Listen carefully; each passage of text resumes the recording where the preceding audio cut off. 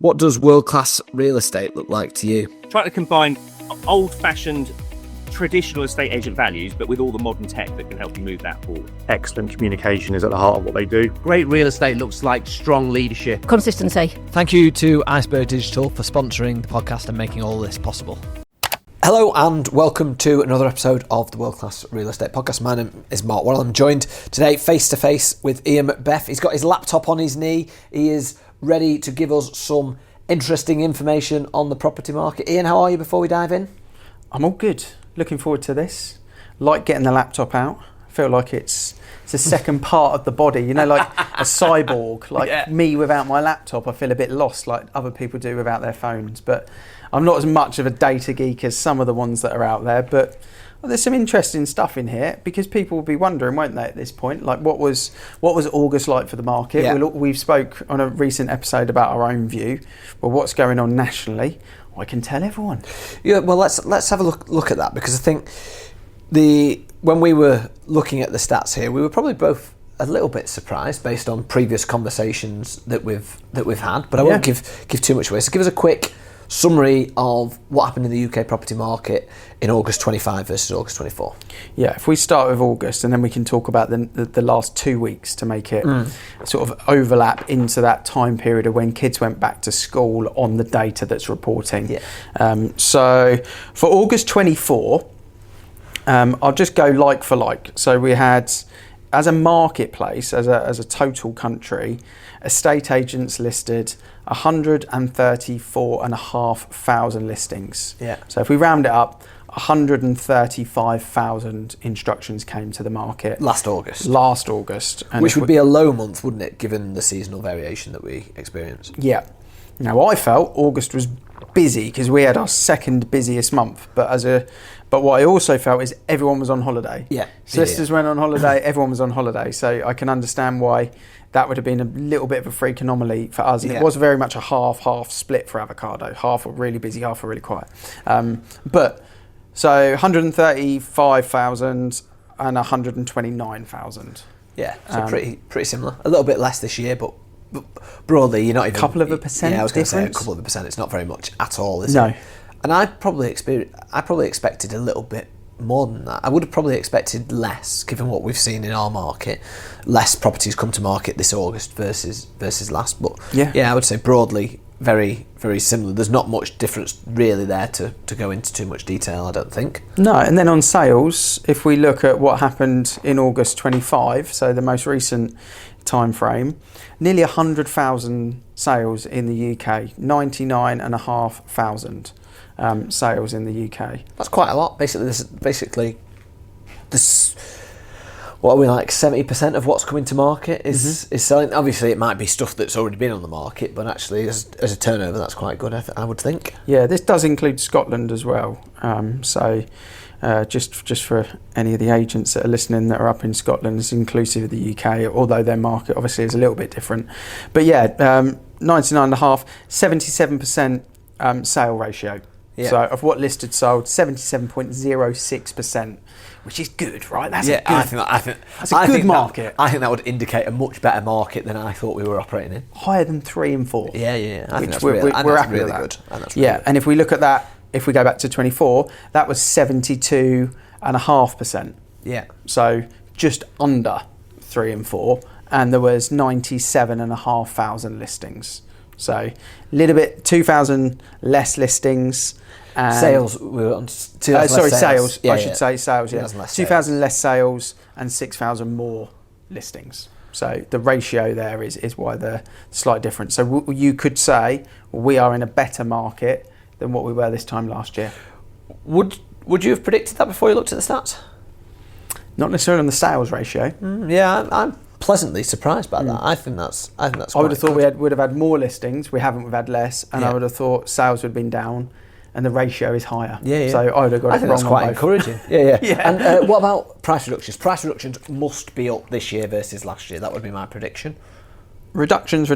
So last year, 55.57% price change, which was 75,000 price reductions. Yeah. And this year, we are looking at 77,500 and call it 60%. So 60% of listings are having a reduction compared to 55.5. So we're reducing more by 4.5%. So that would be what I expect. Can I just double check? 60% of listings are being reduced. Is that what that says? 60% of listings this year, or in August, sorry, to be precise, 59.92% of listings have had price reductions. Bloody hell. Yeah. That is a lot, isn't it? Yeah. Yeah. So what that will be is there will be 77,500 price reductions in August, and as a percentage versus the listing number, it's 60%. So, yeah. I think that's a big number. But I'm not surprised by that. I expected price reductions to be going up. It goes back to what we've been saying for a long time. Listing at the right price with the right motivation now is absolutely key in a market that we are talking about there. Similar volumes to last year, probably not as different as I thought it would be. Be interesting to do this on a fairly regular basis, and be interesting to look at the September figures. But we're in a market where you've got to pick your time. You've got to be efficient, and you've got to be able to choose a client based on their motivation rather than them choose you. I would suggest. Fall through ratio as well in August versus August, 24% this year, 25% last year. So that's more or less like for like. But what's quite interesting, quite significant, August this year, 77 days is the average time to sell. So from listing to sale agreed. Whereas it was 69 last year. So 8 days longer now. And if you think of the whole averages, that's quite a lot. That's what that's a 10% increase. It's taken 10% longer to sell on average this year than it was last year. Yeah, so that's quite interesting in itself. If we look at since the kids went back to school, because the most current that we can obviously run this, and we're going to release this episode like 24 hours after we've recorded it. So this is as live and as fresh as you can get. So we've done it from Ian's laptop. Yeah, from my laptop. So we've done it from the 26th of August 24 to the 8th of September 24, and then we've shifted a day to make it Wednesday to Sunday equivalent, more or less timing it in with the kids going back from the 25th to the 7th. So it's effectively it's up to yesterday's stats, isn't it? Yeah, boom, boom, boom. Right, what did we see last year? We saw 62,000 listings come to the market in 24 same week, and this year, so 62,000. 62,000. That's a massive number versus August, isn't it? No surprise, but that's a huge number versus those August numbers we were talking about. 62,300 versus 62,400. Very similar. There's 100 in it. Yeah. You know, same market, you could say, in listing. Yeah. Same amount of people have effectively said, yes, I'm putting my house on the market. And it's very similar in terms of sales when we looked at the stats, isn't it? Those weeks, that return to school week that, you know, if you've got kids or if you work in a estate agency, you're probably looking forward to. Get back to routine, get back to a bit of normality. And I've been saying to my clients, get back to a bit of a busier market. It feels hard now, I think, to say to people, this is the time where we start to move for Christmas, because now it's hard to move now to get in for Christmas. But it is definitely a mindset. People come to market in September to get moving before Christmas, or to get sold before Christmas, I think, is probably more realistic in this market. It's one of my favourite times of year. Yeah, the sales statistics is probably the one, out of all the stats that we're looking at, is probably the one concerning one for us. It was, in August, 77% of what was coming on was selling. Yeah. Over the last 2 weeks, it's dropped down to 68. But there's a lot more coming on. There is more coming on. So hopefully that, over the course of September, will change. But again, talking to my guys and girls, they have said that the last week felt tough on buyers. Like there wasn't as many buyers registering as maybe there had been in a couple of weeks before. Yeah. But that might just be when everyone's getting their self back together. I think the thing with September, I said just before that, I like September as a month. I like it as a opportunity to like have that run in to finish a year on a high. And I always remember the markets that we've been through. September was one of our best sales months. But sometimes those new buyers that are coming to the market have got something to sell. So actually it's a bit delayed, and maybe weeks, 2, 3, 4, you'll see more activity. But I think actually it's quite reassuring to know that we're working in a very similar market to what we were last year, any sort of noise or what have you going on in the market, is probably very externally referenced. In this market, you need to have a strong mindset and be able to work with whatever you've got. We talked on a previous episode about the 07 market and having that mindset. So we're in a market now, it's not like 07, 08. It's a very typical market. I would say it's probably similar to 2014, 2015. I think we have to remind ourselves that what we're talking about there in terms of the sales to listings as well. Like, if we'd have go back 18 months and we'd said, right, for the sort of majority of 2025, you're going to see 70 to 75%, or even in August, 77% of what you list sell, all estate agents would have been like, yes, take that. We will take that as a national absolutely. average. So I think it's better. It's just we experience still that craziness when that stamp duty came in after COVID, where we're like, it's just, this is easy. Like, everyone was selling everything. And a lot of people say, it is normal. And I agree with you. It is as close to those as we can go, but it's still better. Yeah. Still better than and it's well worth reminding ourselves of that. Good agents can operate in any market. Great agents really excel in a more difficult market. We're not, the stats have just said that, we're not in a really difficult market. We're actually in, I've been calling it a very typical market, but actually it's probably a little bit better than a typical market. However, I do think because of the amount of stock it is, I would still describe it as a buyer's market with what we're looking at the moment. Would you agree? Again, I think depends where you're. Depends where you are, but I do think stock is starting to the availability levels are creeping up a little bit. Yeah. So I think it is still. I think it is the buyer's market. I think it will continue to be the buyer's market, and those stock levels do continue to creep up. But there's one of the avocado guys, Ryan Bloomfield, is one of the best phrases I heard. Is every seller can make the decision to make it their own market by how they market their home, and that's the thing, isn't it? If you put your house on at that standout price with great media, great photography, great video, and it becomes the standout one, you create your own market, and I agree with that always. And that's a great little soundbite that you can use, and people can use that in their valuation straight away. It's really good advice in terms of dealing with clients in this market, dealing with higher volumes of stock and maybe less buyers, or buyers being able to offer. What advice would you give estate agents who are maybe struggling to prioritise, struggling with their time, which I think is probably the type of thing that happens in this sort of market? I think you need to be better, and I'm talking totally generally here, but we need to improve rather than be better now more than ever. The first 15 minutes when we go to meet a client, or you first engage with a client, because if someone said, I'd like to come out for a valuation, fantastic, we go out for the valuation, that first 15 minutes, it does need to be less of a fact find about the house, because it normally is a bit of a fact find around the house, and very much more a fact find around the motivation of what they're looking to do and the financial level they're at as well. And I think we're sometimes scared to ask that question. We might tee it up as a way of getting a financial services lead, probably not an evaluation, but we might sort of tease around it. But I think we have a right as agents now to really know, look, where are you at with the finances? You obviously know what you've got left on your mortgage. Has your salary changed since the last time you did a fixed mortgage term? Have you spoke to your broker about exactly how much he thinks you can borrow? And we need to know whether what they're trying to achieve and what they can financially achieve is realistic. And I think we have a right to sort of just spark that level of conversation.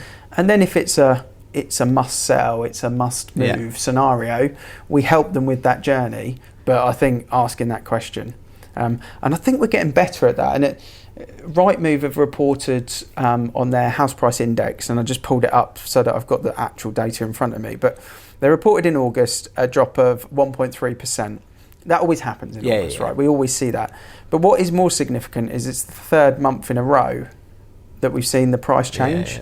Now, what we do know with Rightmove, because we're not seeing the price changes so much in other areas like the mortgage stuff, but we know that Rightmove report on listing price.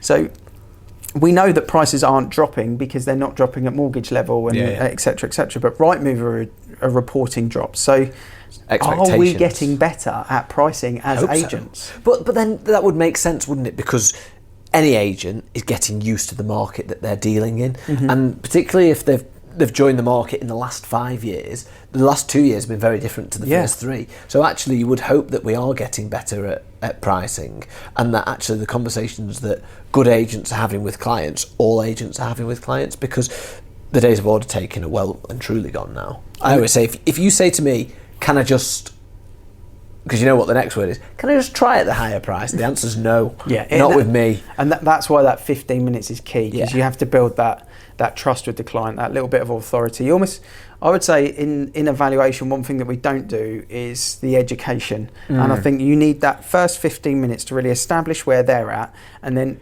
give education on the topic that's relevant for their circumstances. And then we can have this difficult stuff if we need to. But the other headline, because Rightmove always do 3, the average asking price is now 0.3% higher than this time last year. It's a bit of a sort of nothing stat, but the price reductions, it's 8% up on the busiest July for sales agreed since 2020.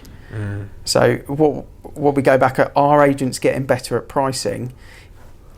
There's a bit of a trend there showing we are, and it's resulting in busier sales as well, because if prices were falling organically, demand and sales would be down alongside it. But actually, to see that pendulum, I don't know, maybe we're becoming better as an industry. Hope so. It'd be great to see. That's what we want. Because our listeners' numbers have been going up, that's what that is. Yeah, we're making world-class agents. We're making world-class agents. Yeah, something like that. Anyway, the asking price that people are going on at, that coming down is a good thing when it's resulting in more sales. So that's what we should expect to see in September. More sales, if you're right, if we're getting better as an industry, more sales this September versus last September, because the pricing is getting more accurate. So that would be really interesting to actually come and have this conversation. What's your view on prioritising those clients who you are more motivated? Because I completely agree. Sit down with clients, find out their motivations, take your time if they are motivated, get out of there if they're not. Fair enough, time is money and all of that. Are you spending an hour with everyone just because that's what's in your diary, or are you actually prioritising those clients and finding out their pain points or what reason they have to actually move? But what about building the relationship after them? Are you going back and sitting with them face to face and talking about changing in market strategy after 2 weeks, 4 weeks, whatever it might be? It's such a difficult question now, because there's so many different types of estate agency. From the local independent that's got a 5-person team to the big, corporates out there, the LLGs and the Connells and whatever. If I'm the head honcho of one of those big 20 branch to 100 branch companies, you have to make a sort of whale turning movement, don't you? So you're trying to drive those moments where at the moment it's really important that vendor care is there. You're pulling motivated sellers out, so you want that reoccurring Thursday afternoon where everyone's on the phone chatting to sellers, just so you know that it's happening. You don't actually need 100% of them spoken to, you just need 100% of your staff able to do that, or you miss a massive trend in your pipeline. Whereas me and you, how we work, when we deal with our clients on an individual basis, we can be totally efficient with that. We know which sellers need more touch points. We know which people are found and ready, and therefore we constantly need to be engaged. We know someone's looking for something super niche, and actually they sort of half don't want to buy until they've got that super niche property. So we're managing that circumstance. So it's so individual. But if you are running a big operation, then you have to keep it with that whale turning movement, really. So hard question to answer, but yes. Speak to your clients, get face to face with them. I think that's the important part. But don't waste the time with those clients that aren't motivated. I think that's the key when you are dealing in a market that is such high volume of stock, because there's a lot of people wanting to sell. When you're dealing in a market that's such high volume of stock, don't be wasting time with people that aren't motivated, or whose house. Some houses you just know you're not going to sell. And if you've shirked a conversation in terms of presentation, you need to go and have that conversation with them. And I think this, as you mentioned it's just sparked me into another tip and another thing that I think is so important. It's easier to do now, but I think we're guilty of not doing it now. And that is, normally in a sale, there's two parties, two vested interested, Mr. and Mrs., Mr. and Mr. and Mrs., probate, whatever it may be. There's two people. When we're having these types of conversations, detailed follow-up, like week 4 chat, week 6 chat, the importance of not having that with one person is as important as not doing the valuation with one person. And I think we sometimes can be guilty of a phone call with Mr. or Mrs. and it gets regurgitated incorrectly to them. So a WhatsApp group or a good old-fashioned letter, as a follow-up, just to make sure that the tone is not misunderstood, or, have a conversation with someone, but multi-email channel communication. I think telephone conversations are great, not as good as face-to-face, but better than WhatsApp or email. But actually, there is a lot of power in reiterating the conversation that you've had in the written word, isn't there? Whether that's in this market, whether that's in terms of you've rejected this offer against my advice for these reasons, or whether or not is, just to summarise our conversation, we talked about that house that's come to market cheaper than ours since we've been on. That house has sold, but it was a 7 out of 10 and ours is a 4.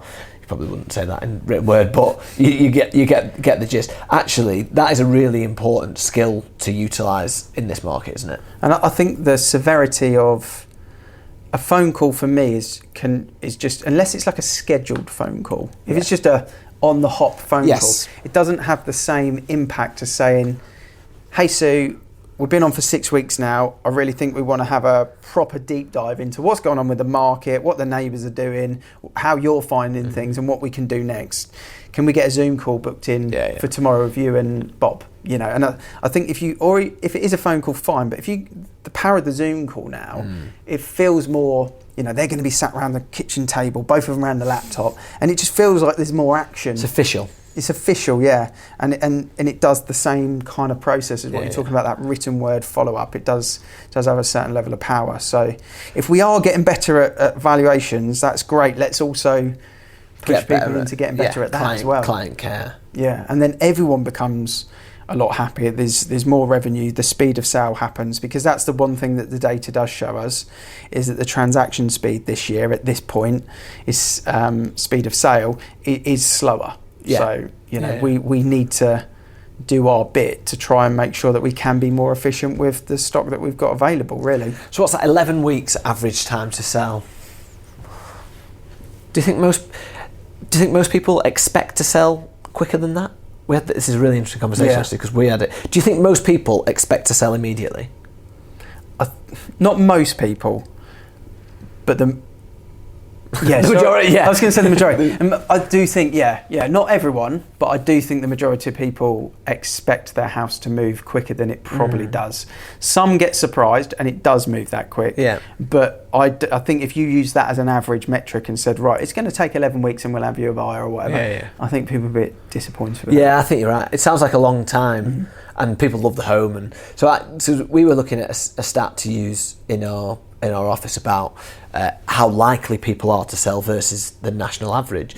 And the team actually said, no, I don't like that stat, because actually a lot of people come to market expecting to sell straight away. It's that classic, isn't it? We've got the best house in the street, blah, blah, blah. You know where you're going. It's like, 3 days, they want this under offer, and it doesn't work. And that's part of managing expectations. And it's also part of the pre-portal advertising, because the data that we see on here is Portal. from Rightmove or from Portal Yeah. to it changing from a for sale status to an under offer status.